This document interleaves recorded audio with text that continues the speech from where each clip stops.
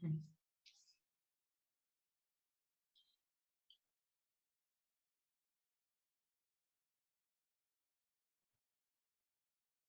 buenos días.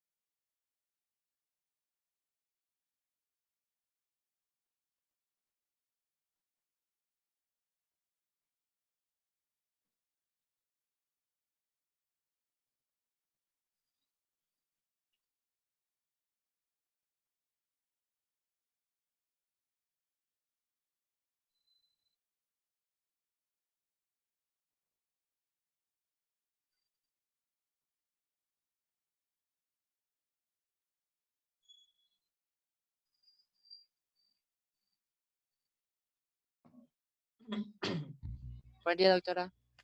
Buenos días, buenos días. Buenos días, doctora. Buen día, buen día. Buenos días, doctora. Buen día, ¿cómo están todos? Bueno, llegó el viernes. Una semana menos, ¿ven? Efraín, vamos por los recursos, ¿no? Es lo que nos falta, ¿no? Sí, doctora. Perfecto.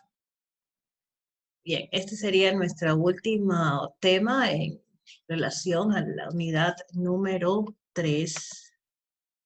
Y con eso vamos a dar paso, pues, ya el día lunes con ustedes al caso práctico. Les cuento que nos va muy bien con los otros cursos en el caso práctico.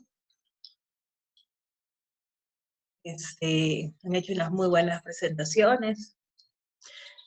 Por ahí a veces se me comen algunas cositas, no se olvide los detalles. En los detalles está el éxito, se dice, ¿no? Entonces, Doctora, dígame. disculpe, una preguntita. Claro. Es que voy a pedir si me puede aclarar el tema de los hechos técnicos. Ajá. O sea, no tengo muy bien claro ese punto de que son hechos técnicos en sí. Sí, yo expliqué y les dije que al final del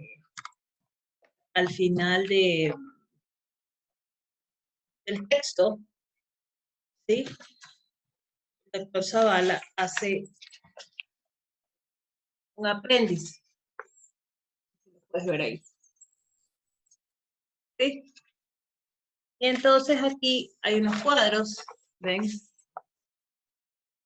Cuadros. ¿Sí ven? y habla sobre cómo fue calculada la glosa por parte del Servicio de Rentas Internas. Esa es la parte técnica, es decir, ese es el problema, de ahí nace, ¿sí? Y entonces él hace la explicación de cómo hizo el Servicio de Rentas Internas la liquidación y cómo ellos argumentan esa liquidación, ¿ya? Entonces, esos son los aspectos técnicos. Esta es la parte final. ¿Sí?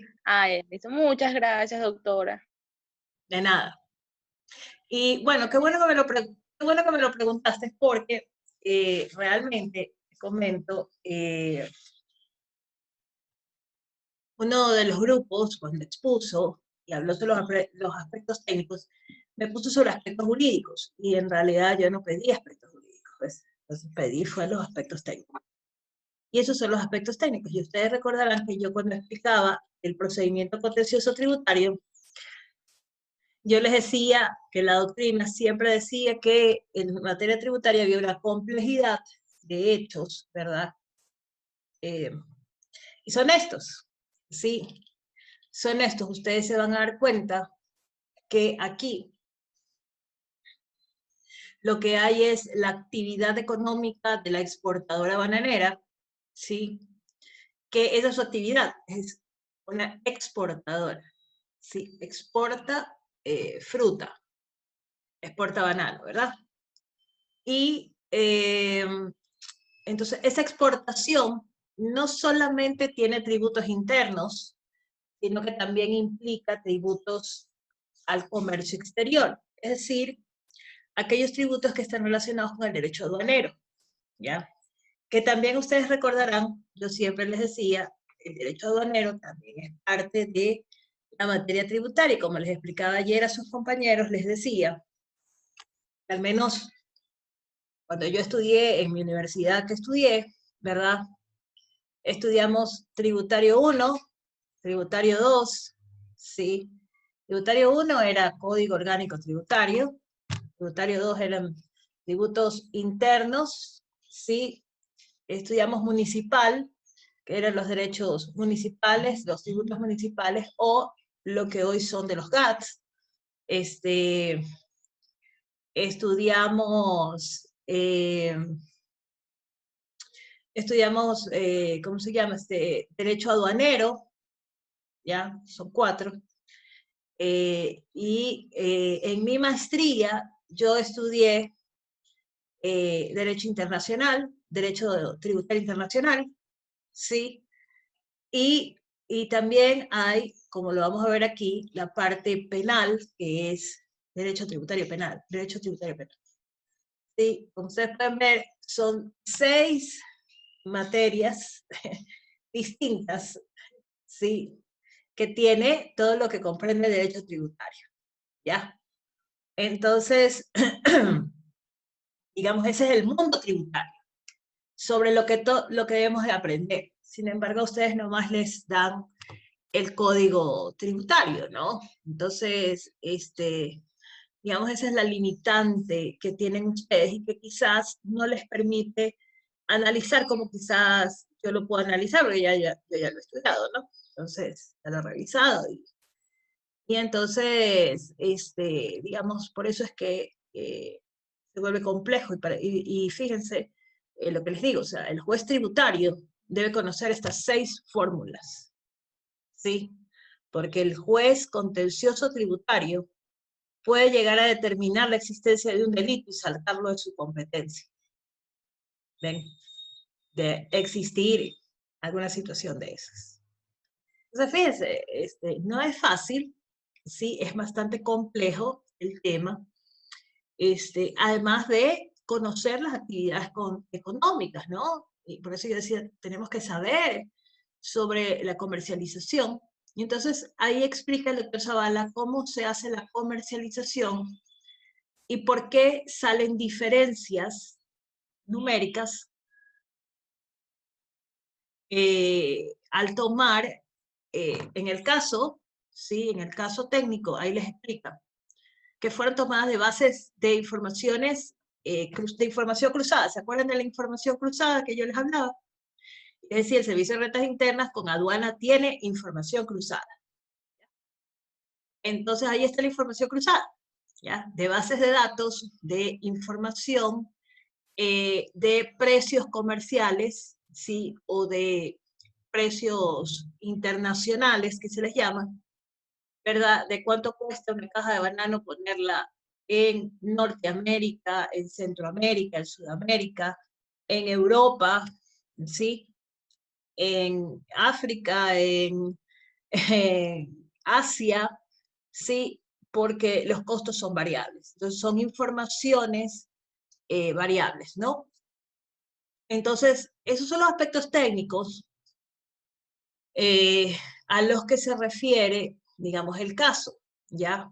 Y que todo lo demás jurídico, ¿sí? De que si tenía que presentar esta acción, si las medidas precautelatorias, si la acción de protección, si el contencioso administrativo, si el reclamo, el recurso de revisión, y todo lo demás son tecnicismos legales, ¿sí? Que claro, es lo que nosotros estamos viendo, ¿verdad? Y que hemos visto durante estas 3 unidades, ¿ya? Pero que finalmente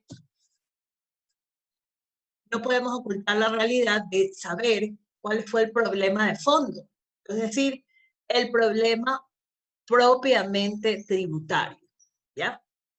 Entonces, un poco para que ustedes conozcan cuál es esa dificultad o ese tecnicismo que debe tener pues el juez tributario, ¿no? Al momento de poder analizar los hechos y los fundamentos respecto a los tributos, ¿no? Entonces eso es.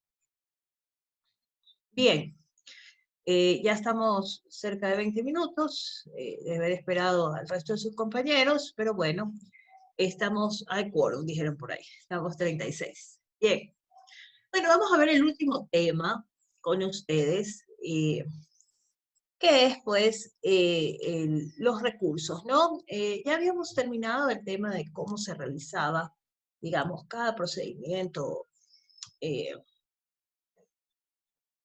tipos de acciones, los procedimientos sumarios y ordinarios, ¿verdad? Y cuáles eran las situaciones técnicos tributarios que, digamos, podemos reclamar frente a este contencioso tributario. Y ya habíamos pues analizado algunos de los casos, ¿no? De procedimientos de ejecución coactiva y sobre pues cualquier otro tipo de reclamo, recurso, derechos subjetivos, ¿sí? Nulidades, etcétera, ¿no? Entonces todos esos aspectos que están involucrados jurídicamente en actuaciones de la administración tributaria y de su componente de legalidad. Entonces, bueno, nos van a permitir revisar, digamos, en nuestro COGEP, ¿sí? De manera general, tenemos una definición, ¿sí?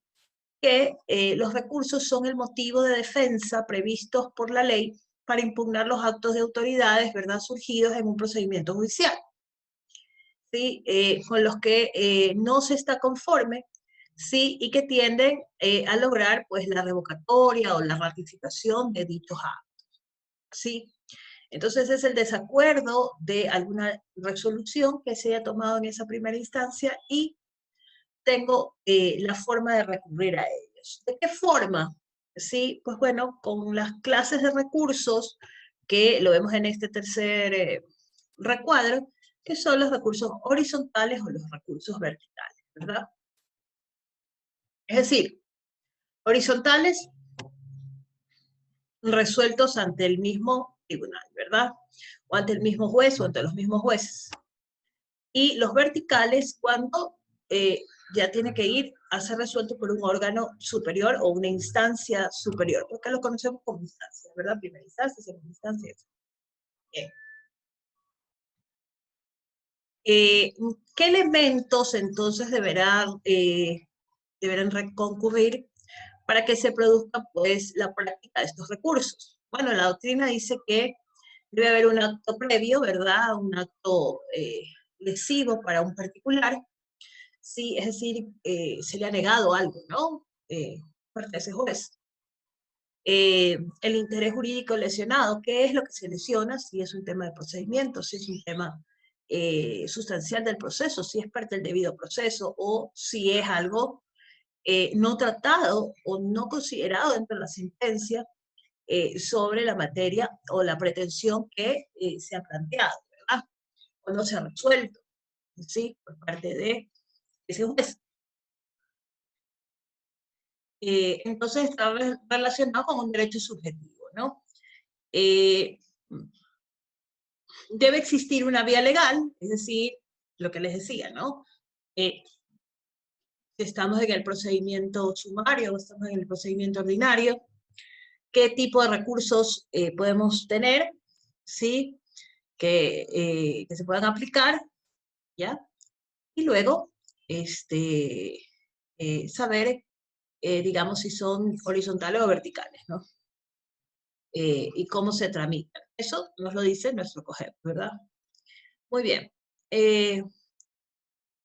Será solicitado por una de las partes, ¿sí? Es decir, aquella que se sienta perjudicada o lesionada en esos derechos, ¿no? Y tendrá pues el carácter de que se debe mantener la legalidad, ¿no? ¿Qué legalidad? Pues bueno, el procedimiento que hay que seguir y que obviamente estará determinado en nuestro Código Orgánico General de Procesos. ¿Qué principios debe de concurrir en estos recursos? Pues bueno, el de legalidad objetiva, dice la doctrina, ¿no? Que es la protección de los intereses de los administrados, ¿no? Es decir, claro, la legalidad objetiva no es otra cosa que mirar con objetividad, ¿verdad? Los derechos o los intereses de los ciudadanos, a través de qué, y dónde los consigo, dónde los ubico, los verifico, pues la Constitución y las leyes, ¿no? Ahí. La oficialidad que se puede iniciar por petición de parte, es decir, a petición de parte, ¿no? La verdad material, ya hablamos de la verdad procesal, pues obviamente va a existir también una materialidad o una verdad material ocurrida o producida dentro del procedimiento y que por tanto me permite ir a realizar un recurso, ¿no? Que el juez pues deberá tomar en cuenta todos los elementos que sean posibles o necesarios, ¿verdad? Que hayan sido alegados para poder tomar una decisión justa, ¿no? Al final. Entonces a eso se refiere la verdad material. Ya eso lo habíamos explicado, ¿verdad? Habíamos dicho que la verdad procesal, pues es aquella que está incorporada dentro de todos los elementos que están incorporados dentro del proceso, nada externo, nada extraño, salvo que se introduzcan como la prueba nueva, ¿no? Que era la excepción, y quizás alguna otra situación que será excepcional, pero que, digamos, el juez siempre deberá seguir lo que está dentro del proceso. ¿Okay? La formalidad que deberá establecerse, pues el mínimo de requisitos, ¿sí? Es decir, qué condiciones deben de cumplir estos recursos, ¿sí? O presupuestos para poder, pues, que quien se sienta afectado, pues pueda justificar los agravios que haya sufrido por, digamos, esta situación.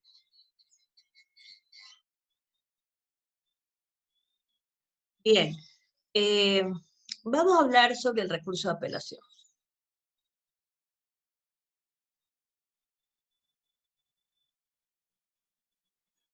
Bueno, dice, es la elevación que un juez inferior o autoridad administrativa inferior hace ante su superior jerárquico para que se revise las decisiones o resoluciones que hubiere tomado ese inferior. Pues en efecto sí, perdón, pero es que ando un poco con la garganta que me molesta. Entonces, como les decía, bueno, voy a ir a un inferior, es decir, este será de los verticales, ¿sí? El recurso de apelación va a una instancia superior.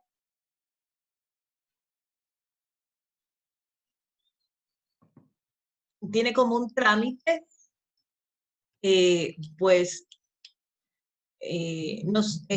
bueno, un poco rígido y sencillo a la vez, ¿verdad? Porque, bueno, rígido porque hablamos de elementos puntuales, ¿no? Esa es la rigidez de la norma, ¿no? La norma es un poco rígida, o sea, es decir, no es que vemos flexibilidad, ¿sí? La norma se cumple con los elementos que hay, con los que se establecen. Eh, yo siempre digo que nosotros tenemos que revisar, ¿sí? La normativa, ¿sí? Y no inventarnos nada, ¿sí? No inventarnos nada, sobre todo en derecho procesal, en derecho administrativo, o en el tributario también, que es también derecho administrativo, no inventarnos nada, porque las normas, pues, ya nos establecen el camino, ¿no? Y si hay algún vacío de ley o demás, tendríamos que revisar si ha sido llenado por la jurisprudencia, ¿sí? O por otras fuentes del derecho, ¿no? Entonces, eso es importante, ¿no? Conocerlo.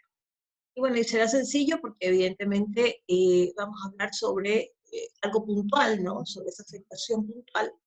Y con esa afectación puntual, pues bueno, no es que el juez va a revisar todo el proceso, ¿sí? Realmente va a revisar en lo que se sienta perjudicado dentro de esa resolución, ¿no? Se enviará pues el proceso original por parte del inferior, y se lo recibirá pues ante el tribunal, ¿no?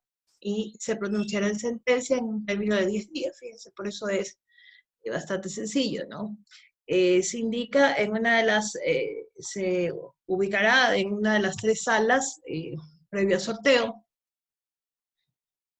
Es un poco similar al procedimiento sumario, dice la doctrina. Habrá una investigación oficiosa. Yo ya les había explicado, ¿no? Cuando hablamos de la figura del juez, el juez tiene una característica de ser de documentación y de investigación, es decir, le corresponde revisar, investigar sobre los hechos producidos y que en definitiva le permita llegar pues a la conclusión o a la convicción de dichos hechos y obviamente verificar la pretensión, ¿no?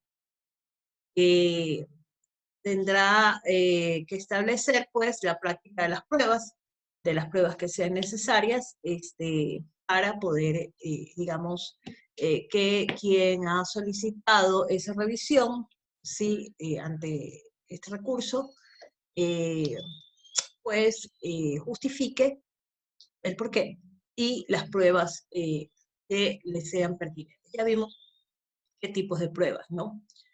Podíamos tener. Bien, también tenemos el recurso de queja, ¿sí? En el recurso de queja, el ejecutor que se negare a recibir un escrito de excepciones o retarde injustificadamente la revisión de las cargas del proceso coactivo o de las excepciones, eh, o que queda pues notificado, no suspendiere el procedimiento de ejecución, el perjudicado podrá presentar queja ante el tribunal de lo fiscal. Es un hecho propio de el procedimiento de ejecución, ¿no?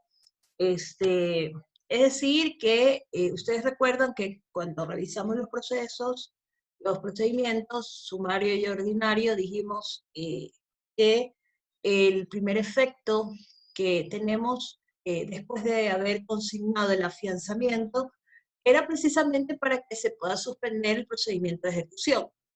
Entonces aquí lo que nos dice es, bueno, si no se lo hace y esto continúa y causa perjuicio, ¿verdad? Se puede interponer un recurso de queja ante el Tribunal Contencioso Tributario. El juez podrá imponer una multa de $24 sin perjuicio de exención o de destitución del cargo del funcionario si éste fuera reincidente. Fíjense ustedes que la multa no es significativa, mas sin embargo si es reincidente no es que dirá, bueno, son $24, ¿no?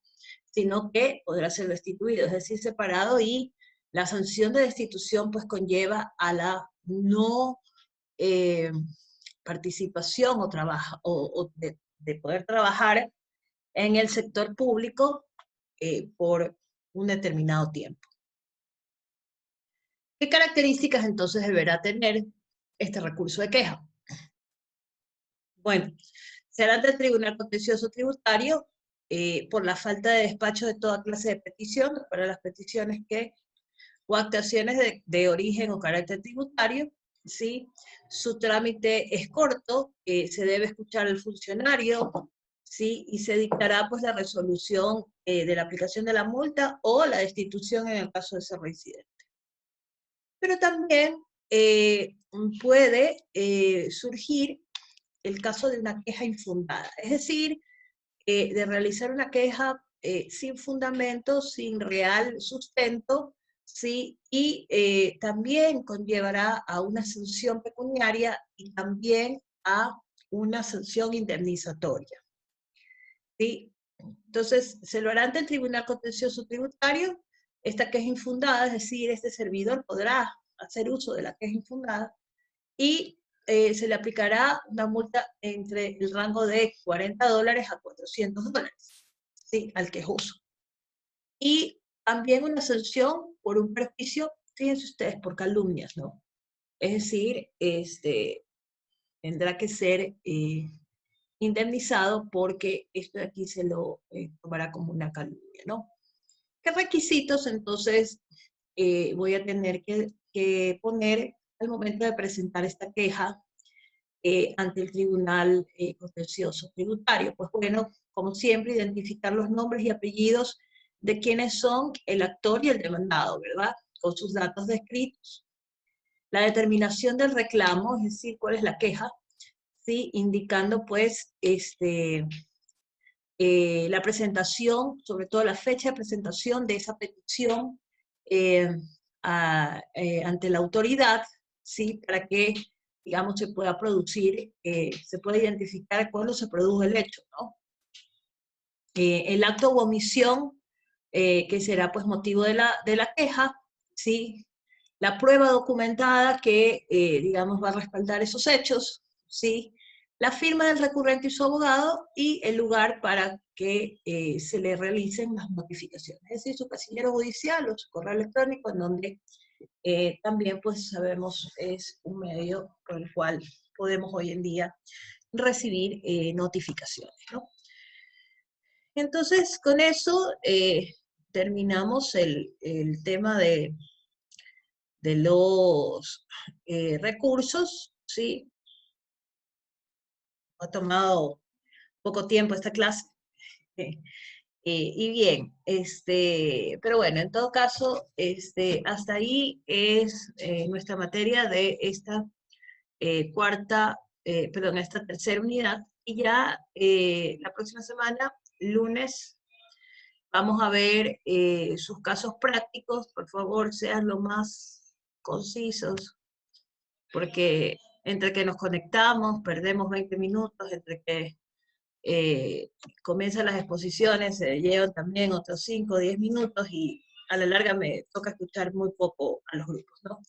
Y tenemos bastantes grupos en este caso, porque este es el curso más grande que tengo. Los otros son más pequeños, no me afecta en nada realmente, digamos, escucharlos, ¿no? Porque son menos. Pero bueno, en todo caso, como siempre les digo, es viernes, vamos a descansar. Espero que terminen sus clases el día de hoy, vayan a clases, sigan por favor estudiando el caso práctico.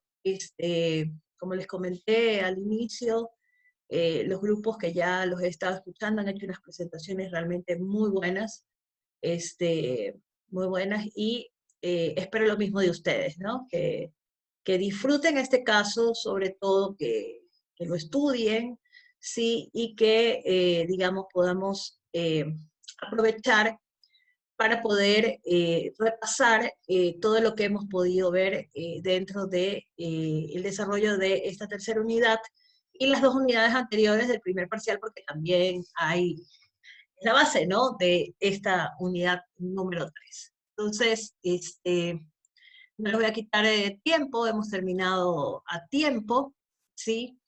Y bueno, realicen este trabajo, ¿no? Aprovechen este momento para el tiempo que les queda de clases, ¿verdad? Para que vayan avanzando en el trabajo. Recuerden ustedes que esta semana y la anterior corresponde al trabajo de este tema y que se va a reflejar en una sola nota, ¿no? Entonces, bien, que tengan un buen día, chicos. Gracias por haber asistido y nos vemos el día lunes. Cuídense mucho. Feliz fin de semana. Gracias, doctora. De nada, gracias a ustedes. Gracias, doctora. Gracias, también buen día.